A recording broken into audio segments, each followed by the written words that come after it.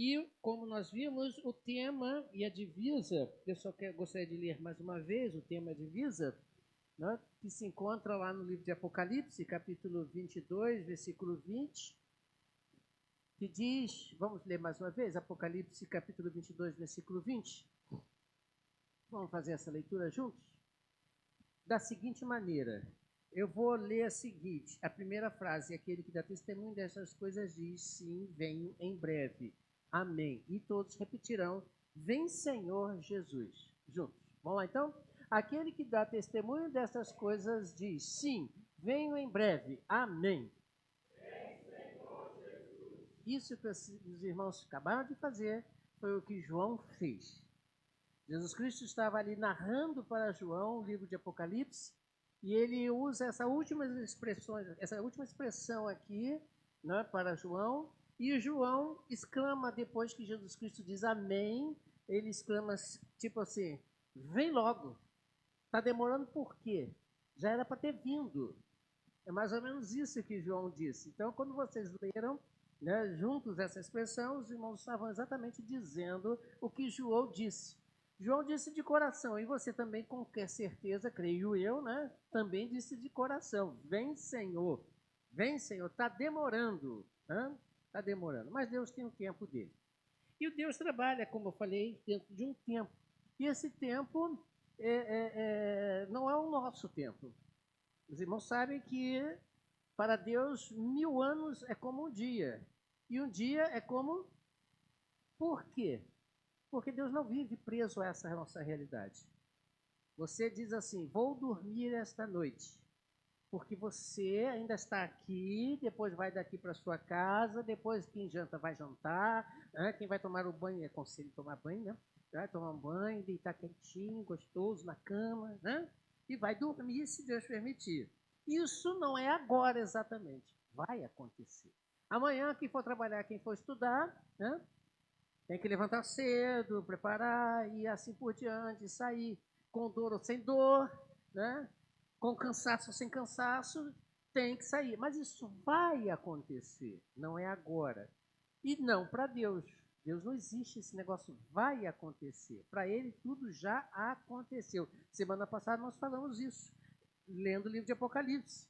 João vê uma grande multidão incontável lá no céu. Quem era essa multidão? São aqueles que entregaram suas vidas a Jesus Cristo. E quem são esses que entregaram suas vidas a Jesus Cristo? Desde o início até o último dia. Então, eu não estou lá no tempo de Deus, porque não existe o templo, né? Eu não cheguei lá, mas aqueles que já foram, já estão com Deus, e este dia já está acontecendo para eles. E eu e você que aceitou a Cristo também estamos lá para Ele. Para nós não. Ainda estamos presos a um tempo. Aí você pergunta, é complicado? Como entender isso? Não tente.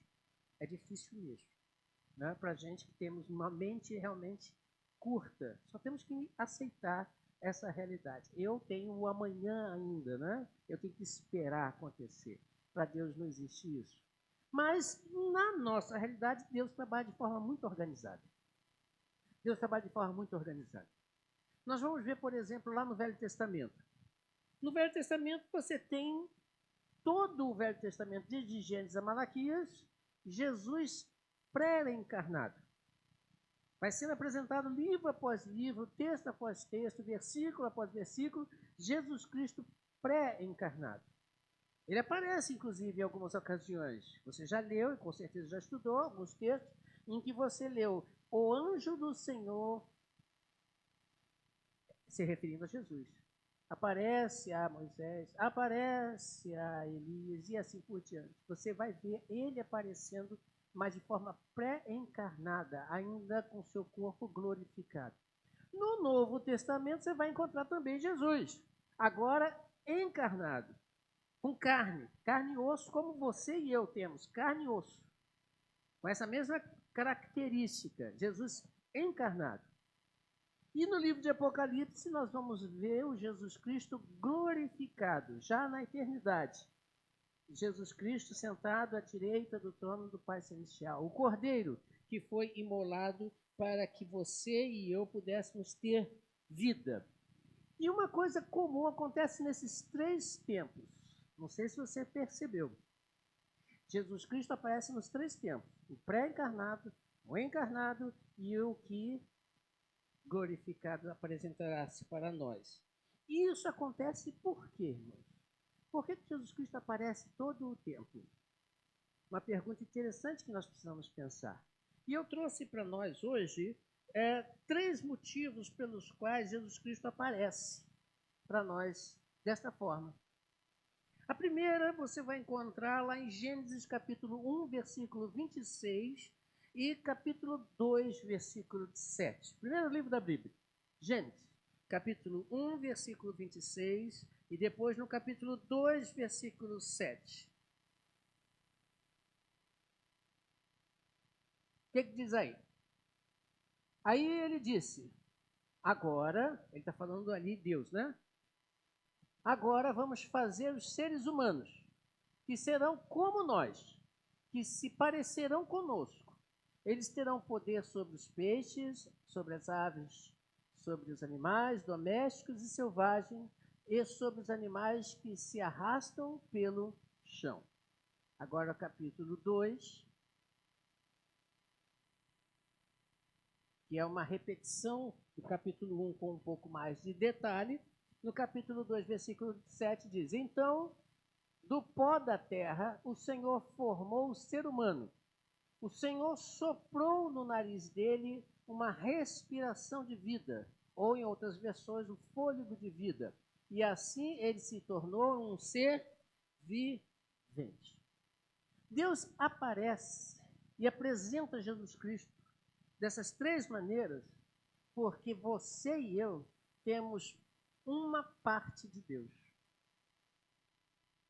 Diferente de toda a criação, tudo, se você ler o capítulo 1 de Gênesis, você vai ver isso, Deus aparece dizendo, façamos, né? Haja isso, haja aquilo outro, haja aquele outro. E foi em todo aquele período da criação dizendo, haja, haja, haja, haja. Mas quando ele chega no homem, ele não diz, haja o homem, macho e fêmea. Ele não fala isso. Ele diz, façamos. Ou seja, ele botou a mão na massa. Em tudo ele diz, haja. Sabe aquele negócio de mágico? Né? Faz aparecer do nada? A gente sabe que é mentira, mas tudo bem, a gente até finge que acredita. Né? Mas Deus é diferente. Do nada ele fez. Do nada apareceu. Do nada ele trouxe a realidade.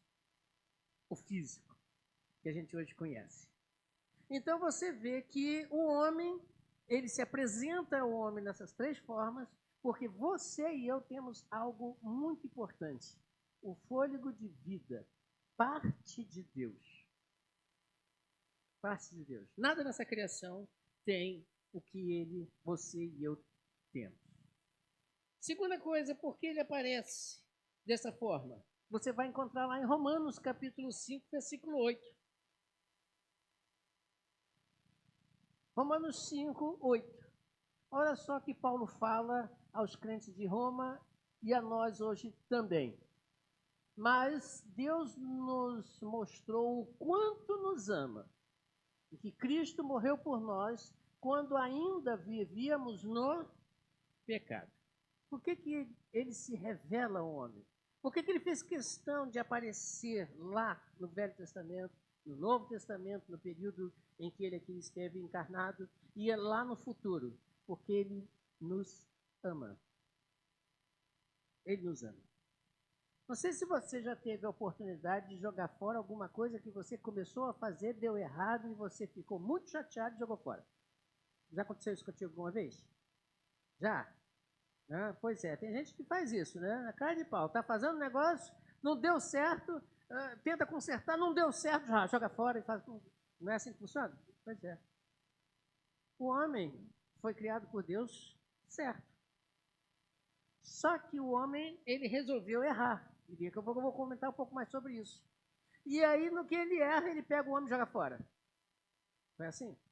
Não. Por que ele não faz isso? Primeiro, porque ele se ama. Ele é amor. E segundo, ele nos ama. Ele nos ama. Mesmo com o pecado que nós temos. Mesmo com as nossas falhas. Mesmo com as nossas limitações. E todos os dias nós erramos com Deus. Infelizmente. Mas mesmo assim Ele nos ama. Mesmo assim Ele diz que nos ama. E Ele provou isso como?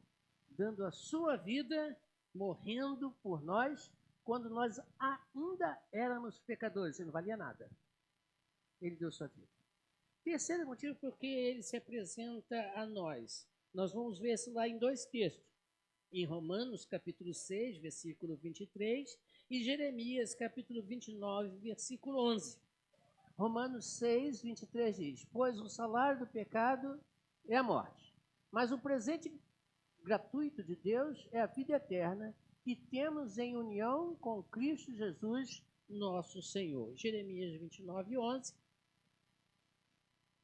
Só eu conheço os planos que tenho para vocês: prosperidade e não desgraça, e um futuro cheio de esperança. Sou eu, o Senhor, quem está falando. Ou seja, ele se apresentou lá no Velho Testamento, no Novo Testamento e no livro de Apocalipse glorificado, porque ele quer dar a cada um de nós o melhor. O melhor. Não sei se você percebeu isso. No segundo texto de Jeremias, ele diz bem claro aí, os planos dele, que ele conhece, só ele conhece, planos para que tempo? Que tempo? Agora? Só agora? O futuro. Só ele, conhece os planos que ele tem para cada um de nós, para o futuro. E diz esse Deus maravilhoso que são planos, projetos para o nosso melhor. Então, se você acha que está ruim agora, eu vou te dar uma novidade. Vai melhorar. Aqui não. Lá. Lá. Na glória eterna. Por que aqui não? Porque aqui ainda nesse mundo teremos aflições. Faz parte do pacote. Faz parte do nosso pecado. Faz parte dos nossos erros. Mas lá na glória, e por isso ele se apresenta lá no livro de Apocalipse, mostrando para João o que ele quer de forma maravilhosa para cada um de nós. Mas por que nem todos vão participar disso? Nós daqui a pouco vamos ler o texto de Mateus que vai dizer isso. Por que nem todos querem e vão participar disso? Porque Deus, você vê como Deus é maravilhoso. Ele é todo poderoso, criou tudo do nada. Fez você, colocou em você parte dele. E ele, por ele nos amar, ele permitiu que você, quando criado de forma semelhante a ele, ou seja, você tem coisas que parecem com Deus, e uma dessas coisas é o livre-arbítrio, o desejo de escolher, o desejo e a vontade de dizer sim ou não. Ele respeita, apesar disso tudo, a tua vontade, a nossa vontade. Eu costumo dizer que Deus, apesar de ser todo poderoso, você e eu, se quiser, pode botar ele em fuga. Sabia dessa? Ele pode ir embora. O homem tem muitos homens têm dito isso. Não queremos você. Infelizmente tem. Querem outros tantas coisas, mas não Deus. E diz simplesmente, não quero. E Deus respeita o homem. Porque ele deu a você e a mim, o ser humano, o livre-arbítrio, ou seja, a liberdade de escolha. Por que ele fez isso? Simples assim. Quer ver? Eu posso pegar o meu telefone e gravar no telefone, né, a seguinte frase: você é maravilhoso, você é lindo, eu te adoro, você é tudo que eu tenho, você é precioso para a minha vida. E botar ele para repetir essa frase infinitas vezes. É ele que está falando? Ou sou eu que determinei? Deus não fez você como um robozinho. Deus não fez o ser humano como uma máquina especial para repetir frases ou sentimentos previamente estabelecidos. Não. Ele disse para você, escolha entre a vida e a morte. Se você diz para Deus que o ama, você diz de coração. Se você diz que não o ama, você também diz de coração. E ele respeita a sua decisão. E então vem Deus, para que você não tenha desculpa dizer depois que não teve oportunidade de dizer, escolher, Deus se apresenta. Lá desde o início. Você pode observar isso. E ele se revelou através dos seus apóstolos, dos seus discípulos, dos seus profetas, dos seus mensageiros lá atrás e hoje da mesma forma. Mas o interessante que é que quando ele vier, e eu não sei quando isso vai acontecer, ele vem resgatar os seus. Vem resgatar os seus. Quem são esses seus? Quem são esses seus? No texto de Mateus, que nós vamos agora ler e vamos preparar para a nossa ceia, no livro de Mateus, Evangelho de Mateus, capítulo 26, Jesus, participando da Páscoa com seus discípulos, disse o seguinte: enquanto estavam comendo, Jesus pegou o pão e deu graças a Deus. Depois partiu o pão e deu aos seus discípulos, dizendo: pegue e comam, isto é o meu corpo. Leia comigo também Filipenses 3, 20 a 21. Filipenses 3, 20 e 21.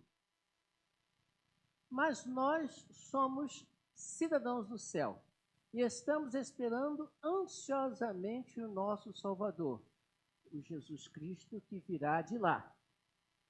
Ele transformará o nosso corpo fraco e mortal e fará com que fique igual ao seu próprio corpo glorioso, usando para si o mesmo poder que ele tem para dominar todas as coisas. Para que você e eu um dia possamos estar na presença de Deus, falta-nos uma coisa. Você já tem o Espírito de Deus, o fôlego de vida. Mas para entrar no céu você precisa ter o que agora? Olha que coisa interessante. Quando Deus formou o homem como você é até hoje, né? Carne e com parte de Deus, fôlego da vida. Concorda comigo? Jesus Cristo se fez carne e habitou entre nós. Sofreu como nós deveríamos ter sofrido e sofremos também algumas coisas. Ele se fez como nós, mas para entrar no céu tem que ser como ele. Então o que falta agora? Você já tem o fôlego de vida. Falta o quê? O corpo igual ao de Cristo. É o que falta. Você já tem o fôlego de vida. Você é. Agora falta o corpo. E o corpo que quando junto agora com o Espírito, o fôlego de vida, juntos agora pode entrar no céu. Sem isso não entra. E Paulo é bem claro em dizer isso. Você percebeu isso? Que ele, com o poder que ele tem, ele vai transformar os nossos corpos, que são corpos sujos, pecaminosos, contaminados, fracos, pó, como a própria Bíblia fala, em corpos perfeitos, semelhante ao corpo dele. Corpo dele.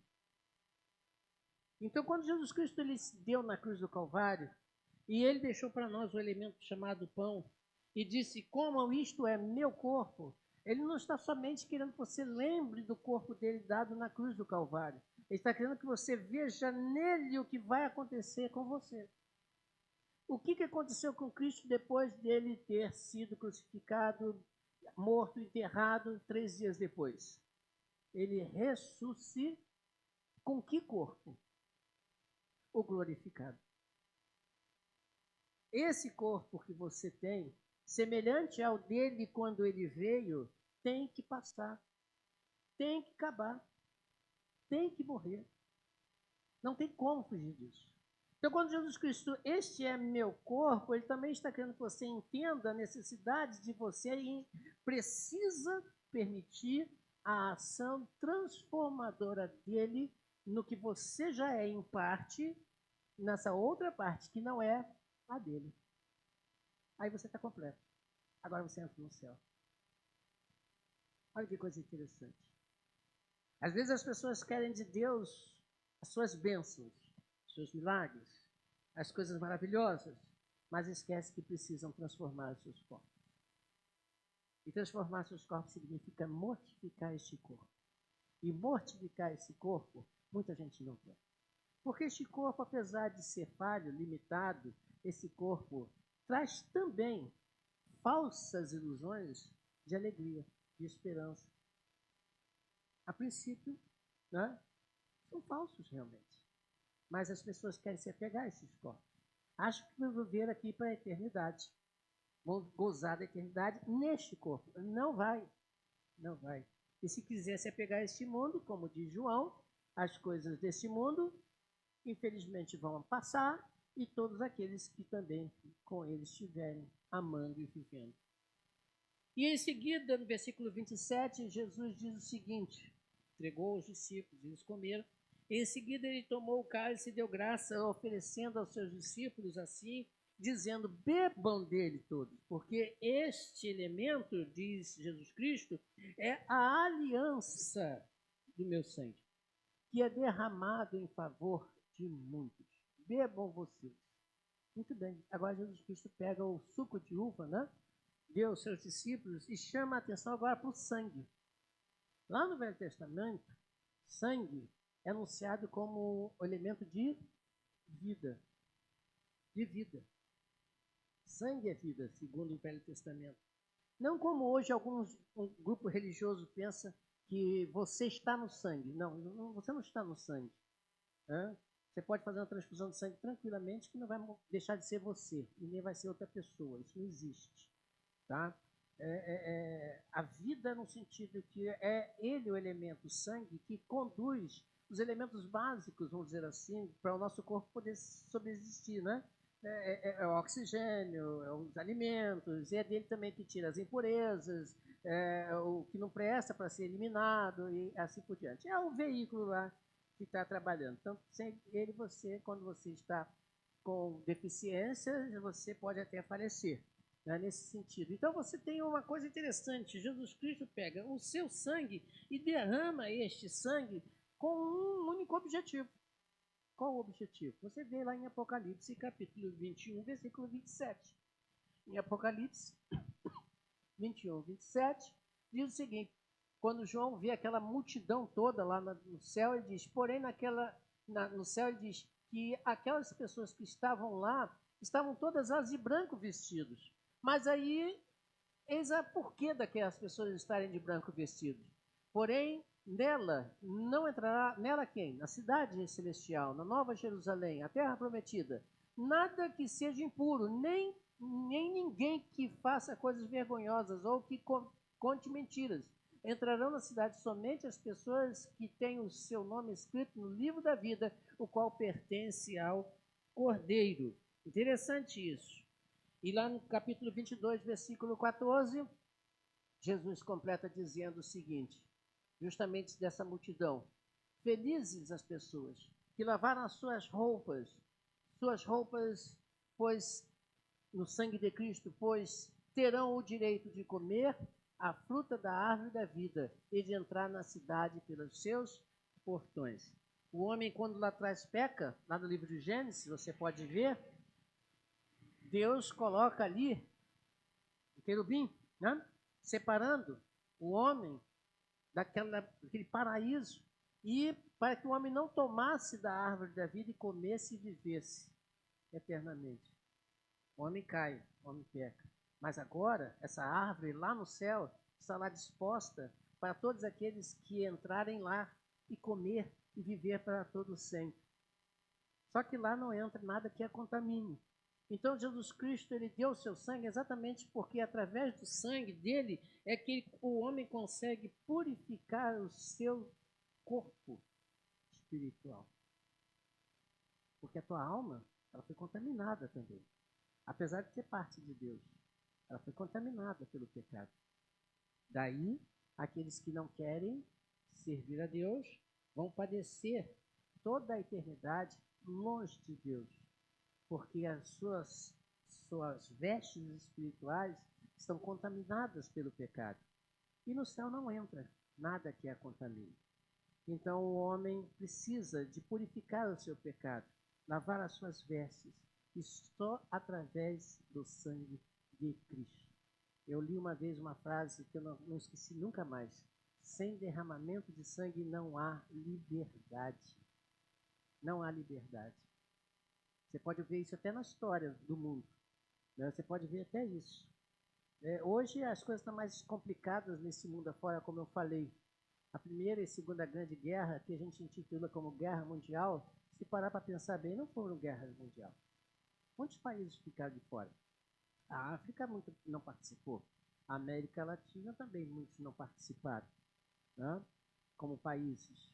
Mas hoje nós estamos vendo uma engrenagem que está aparentemente dominando todo o mundo, levando o barco para que todos venham a participar desta guerra. Não sei como isso vai acontecer, não sei quando vai acontecer e se é realmente esse momento que vai acontecer. Mas uma coisa é certa, o mundo está acabando. O mundo está acabando. E o homem precisa se preparar. Quando nós estivermos passando agora esses elementos, eu vou pedir até aos nossos irmãos diáconos que já possam vir aqui para frente, nós precisamos entender o seguinte: Jesus Cristo continua dizendo lá no versículo 29, e eu lhes digo que de agora em diante não beberei deste fruto da vide até que beba de novo, vinho novo, com vocês no reino de meu Pai. Esse texto aqui interessante, como nós falamos, faz com que a gente venha refletir. Você, quando criado por Deus, você tem o Espírito de Deus. Você tem, né, o fôlego de vida. Mas você precisa de mais. Mais o quê? O corpo. E o corpo precisa passar por um processo de transformação. E quem faz essa transformação é Deus, somente Deus. Né, que faz essa transformação plena e total. Pedir também ao pastor Isaías que vem até aqui à frente, a gente compartilhar aqui também. Irmã Ângela também, que diaconiza. O que houve? Né?